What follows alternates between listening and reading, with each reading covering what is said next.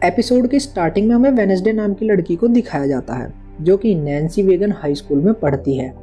वहाँ पर सभी लोग उसे बड़े ही अजीब तरीके से घूरते हैं। तभी वह अपने भाई को बचाती है जिसे कुछ लड़कों ने वहाँ पर बांध दिया था।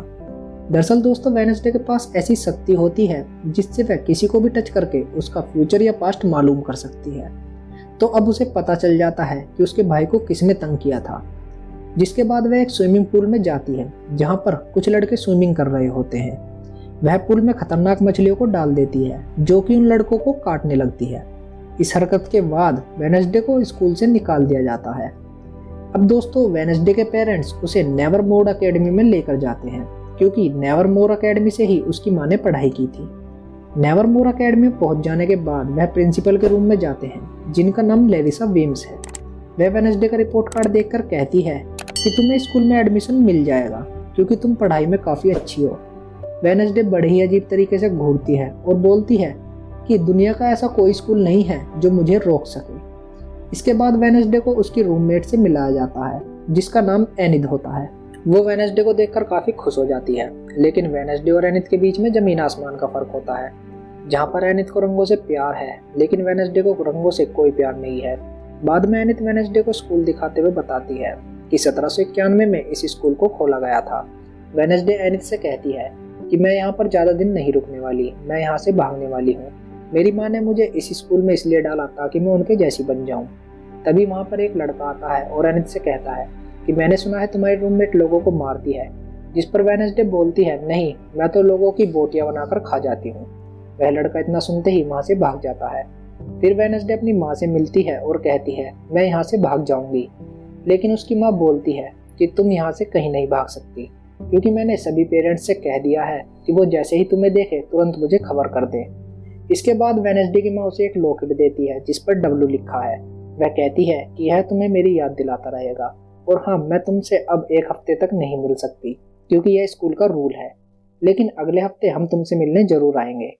और इतना कहकर वह गाड़ी में बैठकर वहाँ से चले जाते हैं, लेकिन जाते वक्त वह एक हाथ को पीछे छोड़ जाते हैं जिसका नाम थिंग है ताकि वह वेडनेसडे पर नजर रख सकें। इसके बाद नेवरमोर अकेडमी से दूर जंगल में पुलिस को एक लड़की की लाश मिलती है। वह लाश को चेक करते हैं जिनमें से एक पुलिस वाले का नाम शेरिफ होता है।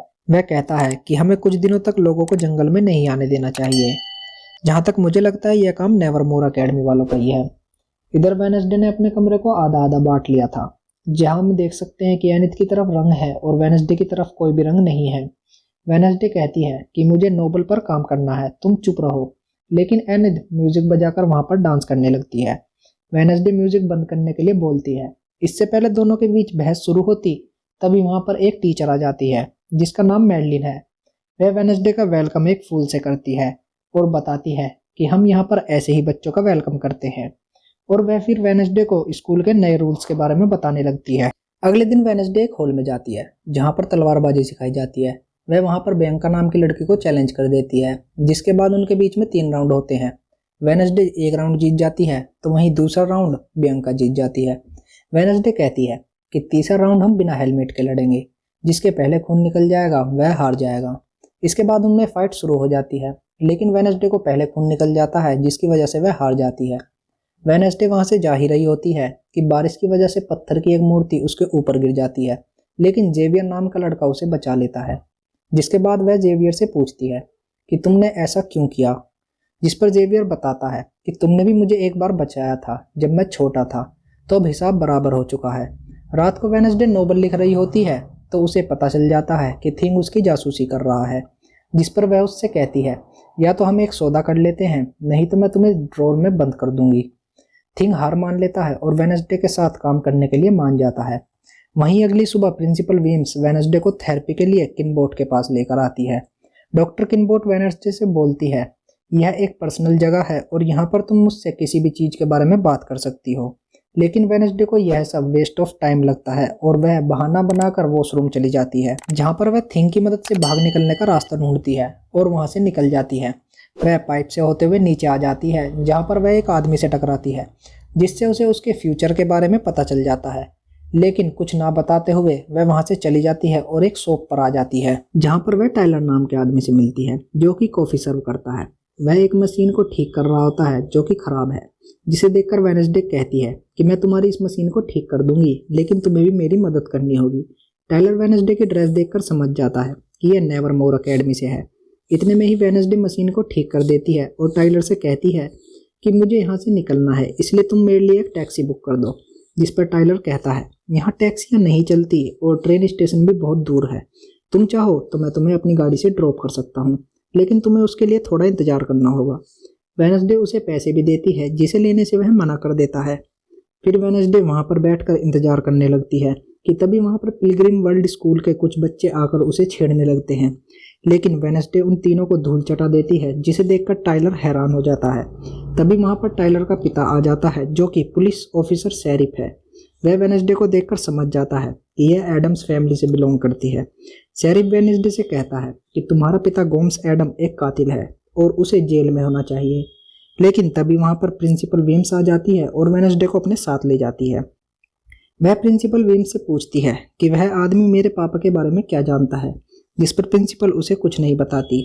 लेकिन वह देखती है कि रोड पर किसी का एक्सीडेंट हुआ है, जिसे देखकर वेडनेसडे पहले ही बता देती है कि ड्राइवर मर चुका है और उसकी गर्दन टूट चुकी है, क्योंकि दोस्तों यह वही ड्राइवर है जो वेडनेसडे से टकराया था और उसे पता था कि इसकी मौत कैसे होने वाली है। फिर वेडनेसडे डोर पर बैठकर गिटार बजाने लगती है। वेडनेसडे गिटार बहुत अच्छा बजाती है, जिसे जेवियर भी सुनता है और प्रिंसिपल विम्स भी। प्रिंसिपल विम्स गिटार की धुन को सुनकर काफी रिलैक्स फील करती है। तभी वहां पर एनित आती है, जिसे देखकर वेडनेसडे कहती है कि तुम अपने वुल्फ अवतार में क्यों नहीं हो, जिसे सुनकर एनित बताती है कि मेरी माँ कहती थी मुझे वुल्फ बनने में टाइम लगेगा और मुझे तो ऐसा लगता है कि मैं वुल्फ कभी नहीं बन पाऊंगी, और रोने लगती है। जिस पर वेडनेसडे पूछती है कि तुम रो क्यों रही हो। एनित कहती है क्या तुमने पहले कभी रोती हुई लड़की नहीं देखी क्या, और क्या आज तक तुम कभी रोई नहीं क्या। जिस पर वेडनेसडे बताती है कि मैंने एक स्कॉर्पियन पाला था, जिसे देखकर सब मुझ पर हंसते थे कि कैसे कोई स्कॉर्पियन भी पाल सकता है, और कुछ लड़कों ने मिलकर उसे मार दिया था, और मैं आखिरी बार उसी की कब्र पर रोई थी, उसके बाद कभी नहीं रोई। जिस पर एनित कहती है कि मैं यह बात किसी को नहीं बताऊंगी। वेडनेसडे फिर एनित को कंप्यूटर दिखाने के लिए कहती है। फिर हाथ टाइलर के घर पहुंच जाता है, जिसे देखकर टाइलर डर जाता है। तभी थिंग उसे वेडनेसडे का नंबर देता है, जिसे देखकर टाइलर वेडनेसडे को कॉल करता है। वेडनेसडे उससे कहती है कि तुम्हें मेरी मदद करनी होगी, स्कूल में एक फेस्टिवल है, तुम यहाँ पर आकर मुझे ले जाना और ट्रेन स्टेशन पर छोड़ देना। जिस पर टाइलर कहता है कि मैं भी इस शहर को छोड़ना चाहता हूँ। फिर फेस्टिवल का दिन आ जाता है और टाइलर वेडनेसडे से मिलकर उसे उसके पिता की एक फाइल देता है, जो कि उसने अपने पिता के रिकॉर्ड रूम से चुराई थी। जैसे ही वह दोनों वहाँ से भागने लगते हैं कि तभी वहाँ पर 3 लड़के आ जाते हैं, जिसको वेडनेसडे ने सोप में पीटा था। टाइलर उसे वहाँ से ले जाता है। भागते वक्त वेडनेसडे एक लड़के से टकरा जाती है और टकराते ही वेडनेसडे को पता चल जाता है कि यह लड़के की मौत कैसे होने वाली है। वेडनेसडे टाइलर के साथ भागने की बजाय उस लड़के को बचाने के लिए चली जाती है, जो कि जंगल की तरफ भाग रहा होता है। वह लड़का वेडनेसडे को अपनी जादुई शक्तियों से जकड़ लेता है, लेकिन वेडनेसडे उससे कहती है कि तुम्हारी जान खतरे में है। फिर रोवन बोलता है कि जान मेरी नहीं तुम्हारी खतरे में है, और वह एक पिक्चर दिखाता है जो कि उसकी माँ ने बनाई थी। वह बताता है कि माँ ने बताया था कि तुम सभी के लिए कितना बड़ा खतरा हो, इसलिए मैं तुम्हें आज मार दूंगा। कि तभी वहाँ पर एक क्रिएचर आता है और वह रोमन को मार देता है। वह वेडनेसडे को छोड़ देता है। अब वेडनेसडे समझ नहीं पाती कि आखिर क्रिएचर ने उसे क्यों बचाया। वेडनेसडे अकेले बैठी होती है कि तभी उसके पेरेंट्स की कॉल आती है और वह पूछते हैं कि तुम्हारा पहला हफ्ता कैसा गुजरा। जिस पर वेडनेसडे कहती है कि तुम सही थी माँ, यहाँ पर मज़ा आ रहा है। और वेडनेसडे की इस खतरनाक स्माइल के साथ ही एपिसोड की एंडिंग हो जाती है। पिछले एपिसोड में हमने देखा कि एक अजीब सा क्रिएचर आता है और रोवन को मार देता है। अब इस एपिसोड में वेडनेसडे से पूछताछ करने के लिए शेरिफ आता है, क्योंकि वेडनेसडे ही उस वक्त वहाँ पर मौजूद थी। जिसके बाद शेरिफ वेडनेसडे को बताता है कि हमें वहाँ पर रोवन की लाश नहीं मिली। तो वेडनेसडे उसे यकीन दिलाने की कोशिश करती है कि वहाँ पर एक क्रिएचर था जिसने रोवन को मेरे सामने ही मारा, और ये बात तो आपको भी पता है कि जंगल में एक क्रिएचर है जो लोगों को मार रहा है। तभी वहाँ पर रोवन आ जाता है, जिसे देखकर वेडनेसडे हैरान हो जाती है। इसके बाद वेडनेसडे डॉक्टर किनबोर्ड के पास थेरेपी के लिए जाती है, और आज के दिन वह वहाँ से भागती नहीं है और अपना सेशन कंप्लीट करती है। वेडनेसडे फिर अपनी दोस्त एनित के पास आती है और रोवन के बारे में पूछताछ करने लगती है, जिस पर एनित बताती है कि जेवियर रोवन का अच्छा दोस्त है और दोनों साथ ही रूममेट भी हैं, तो तुम्हें जेवियर से बात करनी चाहिए। और साथ ही उसे बताती है कि हमारे बीच एक कंपटीशन होने वाला है, तुम चाहो तो हमारे साथ ज्वाइन कर सकती हो। जिस पर वेडनेसडे मना कर देती है और वहां से अपने रूम में आ जाती है, जहां पर वह उस फटे हुए पेज को देखती है, जिसमें उसे एक और चित्र नजर आता है। फिर वह रोवन से बात करने के लिए प्रिंसिपल के ऑफिस में जाती है, जहाँ पर प्रिंसिपल विम्स उसे बताती है कि रोवन को स्कूल से निकाल दिया गया है और वह कल सुबह ट्रेन से वापस अपने घर जा रहा है। और साथ ही वेडनेसडे से पूछती है कि तुम आखिर उस जंगल में करने क्या गई थी। शायद तुमने उस दिन की तरह कोई साया देखा होगा, और मैंने तो तुम्हें उसी दिन पहचान लिया था जब तुमने मुझे उस आदमी के बारे में पहले ही बता दिया था कि उसकी गर्दन टूट चुकी है और वह मर चुका है। तुम्हारी माँ जब यहाँ पर पढ़ती थी तो वह भी बिल्कुल तुम्हारी ही तरह थी। इन सब के बाद वेडनेसडे थिंग को रोवन के पीछे लगा देती है ताकि वह पता लगा सके कि वह क्या छुपा रहा है। फिर वह जेवियर के पास जाती है और उससे रोवन के बारे में पूछती है, जिस पर जेवियर कहता है कि फेस्टिवल के बाद से मैं रोवन से नहीं मिला और उसका बर्ताव कभी अजीब लगता था, जिससे मैं भी कभी कभी डर जाता था। साथ ही वेडनेसडे को टाइलर से दूर रहने के लिए कहता है और बताता है कि उसके दोस्त बहुत कमीने हैं और तुम्हें उससे दूर रहना चाहिए। अब इधर रोवन स्टेशन पहुंच गया है, जहां पर वह वॉशरूम यूज करता है और एक बूढ़ा आदमी बनकर लौटता है। यह सब चीजें थिंग देख रहा है। वह बूढ़ा आदमी सीढ़ियों से बेसमेंट में जाता है और प्रिंसिपल बन जाता है। जब थिंग वॉशरूम में चेक करने के लिए जाता है तो वहां पर उसे कोई नहीं मिलता। थिंग यह सब बातें इशारों में वेडनेसडे को समझाता है। बाद में वेडनेसडे की क्लास स्टार्ट हो जाती है, जहां पर मैडलिन मैम सब बच्चों से क्वेश्चन पूछती है। वेडनेसडे इन सब का आंसर सबसे पहले देती है। वेडनेसडे थिंग के पास जाती है क्योंकि थिंग वेडनेसडे से नाराज है। फिर वेडनेसडे उससे माफी मांगती है। दोस्तों, थिंग वेडनेसडे से इसलिए नाराज है क्योंकि वह रोवन का पीछा नहीं कर पाता। वेडनेसडे फिर थिंग को वह पिक्चर दिखाती है जिसमें उसकी फोटो है। वह थिंग से बोलती है कि शायद मेरे हाथों कुछ गलत होने वाला है और मुझे उसके बारे में पता लगाना है। फिर वह अपनी जगह एनिथ को छोड़कर जंगल में चली जाती है, जहाँ पर वह टाइलर से मिलती है। वह बताता है कि मैं अपने डैड का बहुत बार पीछा करता हूँ, जिस पर वेडनेसडे कहती है कि इसमें कौन सी बड़ी बात है, मैं भी अपने पेरेंट्स का पीछा करती हूँ।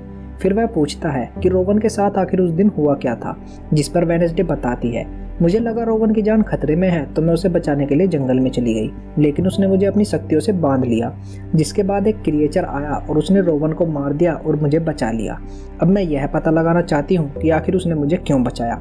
वेडनेसडे को वहाँ पर रोवन का चश्मा मिलता है, जिसे टच करते ही उसे विजन आने लगते हैं। उसे रोवन एक लाइब्रेरी में बुक लेता हुआ दिखाई देता है, तो वह लाइब्रेरी में उसी बुक को ढूंढने के लिए जाती है। लेकिन तभी वहाँ पर मर्लिन आकर उससे कहती है कि मुझे आज तुम्हारे सभी जवाब सुनकर अच्छा लगा। जिस पर वेडनेसडे कहती है, यह सब मैंने अपनी माँ से सीखा है। फिर वेडनेसडे को लाइब्रेरी में वह किताब नहीं मिलती, जिसके बाद वह जेवियर के रूम में जाती है। क्योंकि रोवन जेवियर का रूममेट था तो शायद किताब उसके वहाँ हो। तभी रूम में बियांका भी आ जाती है, जो जेवियर को बताती है कि मैं कल एनिथ को मजा चखाऊंगी। इसके बाद वेडनेसडे अपने रूम में आती है तो देखती है एनिथ रो रही है, क्योंकि दोस्तों उसकी फ्रेंड हॉस्पिटल में एडमिट है। जिस पर वेडनेसडे उसे बताती है कि तुम्हारी फ्रेंड को हॉस्पिटल में एडमिट कराने वाली कोई और नहीं, बियांका ही है, और अब देखना मैं उसे कल कैसे सबक सिखाती हूँ। अब अगले दिन नौका रेस शुरू हो जाती है। जीतने वाले को ट्रॉफी और इनाम मिलेगा। प्रिंसिपल विम्स रेस को शुरू कराती है। रेस शुरू होने के बाद हमें बियांका का फ्रेंड दिखाई देता है, जो कि मछली की तरह पानी में तैर सकता है। वह औरों की नाव डुबाने की कोशिश करता है, लेकिन वेडनेसडे उसे देख लेती है, जिसके बाद वह उसे जाल में फंसा देती है। इतने में ही एनिथ की नाव किनारे पर पहुंच जाती है, जिसके बाद वेडनेसडे झंडा लाने के लिए जाती है। जैसे ही वह झंडे को टच करती है तो उसे विजन आने लगते हैं, जहां पर उसे अपनी हमशक्ल मिलती है, जो कि उसे बताती है कि चाबी तुम ही हो। इतने में ही वेडनेसडे को होश आ जाता है और वह झंडा लेकर वापस नाव में बैठ जाती है। अब दोस्तों, तालाब में केवल 2 नाव हैं, एक बियांका की और एक एनिथ की। बियांका का दोस्त एनिथ की नाव डुबाने के लिए वापस आता है, लेकिन थिंग उसे एक जोरदार पंच मार देता है, जिसके बाद एनिथ जीत जाती है। अब दोस्तों, पहली बार ऐसा होता है कि कोई बियांका को हरा देता है। प्रिंसिपल विम्स अनाउंसमेंट करती है, जिसमें वह बताती है कि यह कंपटीशन पहली बार 1897 में हुआ था और पहली बार ऐसा हुआ है कि किसी ने बियांका को हराया है। यह सब बातें करते हुए वह एनिथ को ट्रॉफी देती है। इसके बाद रात को वेडनेसडे नोवेल में लिखती है कि नेवरमोर एकेडमी एक पहेली की तरह है, जिसके कभी कभी सवालों के जवाब हमारी आंखों के सामने होते हैं लेकिन हमें दिखाई नहीं देते। अब रात को वेडनेसडे एडगर की मूर्ति के पास जाती है, जिसके पास एक किताब है जिसमें कुछ पहेलियां लिखी हैं। वेडनेसडे उन सभी को सोल्व कर देती है, जिसके बाद एक दरवाजा खुलता है और वेडनेसडे अंदर चली जाती है, जहां पर बहुत सारी मूर्तियां हैं, जिनमें से एक उसकी माँ की भी है। दोस्तों, यह एक खुफिया लाइब्रेरी होती है, जहां पर वेडनेसडे को वह किताब भी मिल जाती है जिसमें से रोवन ने पेज को फाड़ा था। अब वेडनेसडे उस किताब को अपने पास रख लेती है और वहां से जाने लगती है, लेकिन तभी पीछे से कोई उसे पकड़ लेता है और यह एपिसोड यहीं पर एंड हो जाता है। पिछले एपिसोड में हमने देखा कोई वेडनेसडे को पकड़ लेता है। इस एपिसोड में हमें पता चलता है कि वो कोई और नहीं, बियांका और उसके साथी हैं। बियांका वेडनेसडे से पूछती है, तुम लाइब्रेरी में कैसे पहुंची? जिस पर वेडनेसडे बताती है, मैं इस पिक्चर के जरिए यहाँ पर आई हूँ। फिर बियांका वेडनेसडे को अपने ग्रुप में ज्वाइन करने का ऑफर देती है, जिस पर वेडनेसडे मना कर देती है और अपने दोनों हाथों को खोलकर वहाँ से चली जाती है। फिर वेडनेसडे अपने कमरे में आकर उस फटे हुए पेज को अपनी पिक्चर से जोड़ती है, जिसके बाद उसकी गुत्थी सुलझने की बजाय और उलझ जाती है। अब अगले दिन नेवरमोर एकेडमी के सभी बच्चों को एक उद्घाटन समारोह में जाना है। फिर वेडनेसडे जेवियर से मिलती है, जिसको लगता है कि रोवन अभी भी जिंदा है, जिस पर वेडनेसडे पूछती है, अगर वह जिंदा है तो क्या वह तुम्हारे भेजे गए मैसेज का जवाब देता है, जिसका जेवियर के पास कोई जवाब नहीं है। वह फिर जेवियर को एक किताब दिखाती है, जिसे देखकर जेवियर हैरान हो जाता है। वह कहता है कि ऐसा कैसे हो सकता है, यह तो 30 साल पुरानी किताब है और इसमें तुम क्या कर रही हो, और तुम जोसेफ के साथ क्या कर रही हो, यह तो यहाँ की बहुत बड़ी हस्ती है। फिर सभी बच्चे समारोह में आ जाते हैं, जहाँ पर सभी बच्चों को अलग अलग काम सौंपा जाता है, जिसमें वेडनेसडे को पिलग्रिम स्कूल में काम करना है, जहाँ पर उन्हें 1625 में बना पिलग्रिम वर्ल्ड दिखाया जाता है और बताया जाता है कि जोसेफ ने सबसे पहले इसी प्रदेश को बसाया था। वेडनेसडे फिर पिलग्रिम स्कूल के मीटिंग एरिया में जाने की ख्वाहिश जाहिर करती है, जिसकी उसको इजाज़त नहीं दी जाती। वहीं इनिद एजेक्स के साथ खुश है और काम कर रही है। इधर पिलग्रिम स्कूल के 3 बच्चे एक छोटे बच्चे को तंग कर रहे हैं, जिसके बाद वेडनेसडे वहां आकर उसे बचा लेती है। वह तीनों बच्चे वहां से डरकर भाग जाते हैं। फिर वेडनेसडे उस बच्चे की मदद से मीटिंग हाउस में पहुंच जाती है और उसे बाहर ही रुकने के लिए कहती है, ताकि किसी के आने पर वो वेडनेसडे को आगाह कर दे। वेडनेसडे को मीटिंग हाउस के अंदर एक पेंटिंग मिलती है, जिसके अंदर क्रिकस्टोन है और वह लड़की भी है जो उसके विजन में आती है, जिसके हाथ में एक किताब होती है। वेडनेसडे फिर उस किताब को ढूंढने लगती है। किताब मिलने के बाद उसे पता चलता है कि यह नकली है। तभी वहाँ पर मिस्ट्रेस आ जाती है, जो उससे पूछती है कि तुम यहाँ पर क्या कर रही हो। वेडनेसडे उससे पूछती है कि असली मीटिंग हाउस कहाँ पर है, जैसा पिक्चर में दिखाया गया है, जिसका मिस्ट्रेस को भी नहीं पता होता। इधर एनिद एजेक्स के साथ खुश होती है, क्योंकि एजेक्स ने उसको डेट के लिए पूछा है। फिर वेडनेसडे टाइलर के पास जाती है और उसे मैप दिखाते हुए पूछती है कि पुराना मीटिंग हाउस कहाँ पर है। टाइलर वेडनेसडे को बता देता है और साथ ही बताता है कि वो तो अब एक खंडर बन चुका है। वेडनेसडे फिर मीटिंग हाउस में पहुंच जाती है, जो कि जंगल में है। वेडनेसडे को वहां पर एक बूढ़ा आदमी मिलता है और यह वही आदमी है जिसने दुकान से कैमरा चुराया था। वह पूछता है कि तुम मेरे घर में क्या कर रही हो। वेडनेसडे के साथ थिंग भी होता है, जो कि उसे डराकर वहां से भगा देता है। इधर वेडनेसडे को मीटिंग हाउस में कुछ नहीं मिलता। वह जैसे ही बाहर आती है तो उसे दोबारा विजन आने लगते हैं, जिसमें उसे दिखाई देता है कि एक लड़की को जलाया जा रहा है, जिसका नाम गुडी एडम है, और क्रिकस्टोन भी वहां पर मौजूद है, जो फिर गुडी एडम और उसके पेरेंट्स को एक कमरे में बंद कर देता है और गाँव वालों को आग लगाने के लिए बोलता है। गुडी अपने पेरेंट्स को बचाने की कोशिश करती है, लेकिन उसके पेरेंट्स उसको वहाँ से भागने के लिए कहते हैं, जिसके बाद गुडी एडम वहाँ से भाग जाती है और वह घर पूरी तरह जल जाता है। फिर गुडी वेडनेसडे के पास आती है और उससे कहती है कि क्रिकस्टोन किसी को नहीं छोड़ेगा, वह हम सबको मार डालेगा। जिसके बाद वेडनेसडे अपने विजन से बाहर आ जाती है, जिसके बाद उसे पता चलता है कि गुडी उसकी 400 साल पुरानी पूर्वज है। वेडनेसडे को फिर वह क्रिएचर दिखाई देता है, जिसके कदमों का वह पीछा करने लगती है, लेकिन थोड़ी दूर जाते ही वह क्रिएचर के कदम एक इंसान के कदम बन जाते हैं, जिसे देखकर वेडनेसडे हैरान हो जाती है। तभी वहाँ पर जेवियर भी आ जाता है। वेडनेसडे उससे बताती है कि क्रिएचर एक इंसान है। वहीं जेवियर को पता चल जाता है कि वेडनेसडे को विजन आते हैं, जिसके बाद वह उससे कहता है कि तुम अपने विजन पर ज़्यादा विश्वास मत करो। फिर वेडनेसडे उसे बताती है, मैंने क्रिकस्टोन को देखा जिसने लोगों को जला दिया। जिस पर जेवियर कहता है वह बात 400 साल पुरानी है और उस बात का आज से क्या लेना देना। जिसके बाद वेडनेसडे उससे कहती है कि कोई बुरी घटना होने वाली है और मैं उसे रोक कर रहूंगी, चाहे वह कोई राक्षस ही क्यों ना हो। और इतना कहकर वह वहां से चली जाती है। अब अगले दिन सभी क्रिकस्टोन की मूर्ति पर पहुंच जाते हैं और उसके सम्मान में एक सॉन्ग बजाने लगते हैं। वेडनेसडे भी अपना सैलो बजाती है और थिंग अपना काम बखूबी निभाता है। वह मूर्ति के चारों ओर आग लगा देता है, जिसके बाद वहां पर अफरा तफरी मच जाती है और सभी इधर उधर भागने लगते हैं। अब दोस्तों ब्रोंज की मूर्ति तपने लगती है, लेकिन वेडनेसडे सैलो बजाना बंद नहीं करती। वह जब तक बजाती है तब तक उस क्रिकस्टोन की मूर्ति पूरी तरह नहीं जल जाती। दूसरे सीन में प्रिंसिपल वेम्स उस पर इल्जाम लगाते हुए कहती है कि तुमने आज हद पार कर दी। जिस पर वेडनेसडे कहती है इसमें मेरा कोई हाथ नहीं है, और क्या तुम्हें इतिहास नहीं पता कि क्रिकस्टोन ने कितना गलत किया था। जिस पर वेम्स कहती है जहाँ पर लोगों को गलतियां दिखाई देती है मैं वहाँ पर मौका ढूंढती हूँ पुरानी गलतियों को सुधारने का।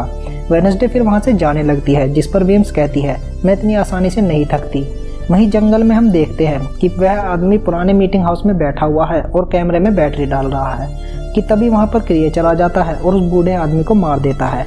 कैमरा नीचे गिर जाने की वजह से वह क्रिएचर की बहुत सारी फोटो क्लिक कर लेता है। इधर नेवरमोर एकेडमी में एनिथ तैयार होकर एजेक्स से मिलने के लिए जाती है। वहीं हमें टीचर थोरलिन दिखाई जाती है जो कि उस लाइब्रेरी में जा रही है। एनिथ एजेक्स का बाहर वेट कर रही होती है। तभी हम देखते हैं कि एजेक्स नहा रहा है और वह गलती से शीशे में खुद को देख लेता है, जिसकी वजह से वह अब पत्थर का बन गया है। इधर वेडनेसडे अपनी नोवेल में लिखती है कि फ्यूचर में मेरा सामना क्रिक स्टोन से होगा। गुडी एडम की कहानी पास्ट में थी, लेकिन वह मॉन्स्टर अभी भी प्रेजेंट में मौजूद है। शेरिफ को लगता है कि वह मॉन्स्टर स्कूल की चार दीवारी के अंदर है, लेकिन वो राक्षस कोई भी हो सकता है। कभी कभी वह हमारी आंखों के सामने होते हैं लेकिन हमें दिखाई नहीं देते, और जिन पर हमें शक नहीं होता वह और भी खतरनाक होते हैं, और वह अंधेरे में वार करते हैं। जैसे ही आपकी आंखें बंद हुई वह आप पर वार कर देते हैं, लेकिन मेरी आंखें तब तक खुली रहेगी जब तक मैं उस राक्षस को खत्म नहीं कर देती। इधर जंगल में पुलिस को कैमरे की मदद से उस राक्षस की फोटो मिल जाती है और यह एपिसोड यहीं पर एंड हो जाता है। इस एपिसोड की स्टार्टिंग में हम थिंग और वेडनेसडे को देखते हैं जो कि मुर्दा घर में एक लाश की तहकीकात करने के लिए आए हुए हैं कि तभी वहां पर शेरिफ आ जाता है। वेडनेसडे उससे बचने के लिए वहीं लाशों के फ्रीज में छुप जाती है। अब डॉक्टर सभी लाशों को चेक करने लगता है, लेकिन वो वेडनेसडे को नहीं पहचान पाता। इन सब के बाद वेडनेसडे रात को अपने रूम में आती है जहां पर एनिथ पहले से ही मौजूद है। वह बताती है कि उस क्रिएचर ने जिनको भी मारा है उनके शरीर से कोई एक अंग गायब है, शायद ये उन्हें इकट्ठा कर रहा है। वेडनेसडे फिर जेवियर के पास जाती है जहां पर वह जेवियर की गर्दन पे एक निशान देखती है। वह पता लगाने के लिए उसके एक कॉटेज में जाती है जहां पर वह पेंटिंग बनाता है। वहां पर वेडनेसडे को पता चलता है कि जेवियर ने उस क्रिएचर की बहुत सारी पेंटिंग बना रखी है। वह वहां से जाने ही लगती है कि तभी वहां पर जेवियर आ जाता है। वह अपने आप को बचाने के लिए उसके साथ डांस करने के लिए हाँ बोल देती है, क्योंकि दोस्तों स्कूल में एक डांस कंपटीशन होने वाला है। एनिथ को जैसे ही पता चलता है कि वेडनेसडे डांस के लिए राजी हो गई है तो वह बहुत खुश होती है और उसे शॉपिंग कराने के लिए ले जाती है। वेडनेसडे को वहां पर एक ड्रेस पसंद आ जाती है। वह ड्रेस लेने के बाद सीधा शेरिफ के पास जाती है और क्रिएचर की पेंटिंग्स दिखाती है जो कि जेवियर के कॉटेज से उसे मिली थी। लेकिन शेरिफ बोलता है कि उस क्रिएचर को पकड़ने के लिए यह सबूत काफी नहीं है, हमें और सबूत जुटाने होंगे। जब वेडनेसडे वहां से जाने लगती है तो वहीं पर टाइलर मिल जाता है। वह पूछता है कि तुम्हारे स्कूल में एक फंक्शन होने वाला है, तो क्या तुम किसी के साथ डांस करने वाली हो? जिस पर वेडनेसडे उसे बताती है कि मैंने दबाव में आकर जेवियर को हाँ बोल दिया है। टाइलर का तो जैसे माने दिल से ही टूट जाता है और वो वहां से चला जाता है। फिर वेडनेसडे यूजिन के पास आती है जो कि एनिथ के पीछे पड़ा हुआ है और उसे डेट पर ले जाना चाहता है। वह वेडनेसडे को बताता है कि इस पेंटिंग में जो लोकेशन है मैं तुम्हें वहां पर ले जा सकता हूँ। जिसके बाद वेडनेसडे और यूजिन उस लोकेशन पर पहुंच जाते हैं जो कि एक गुफा जैसी है।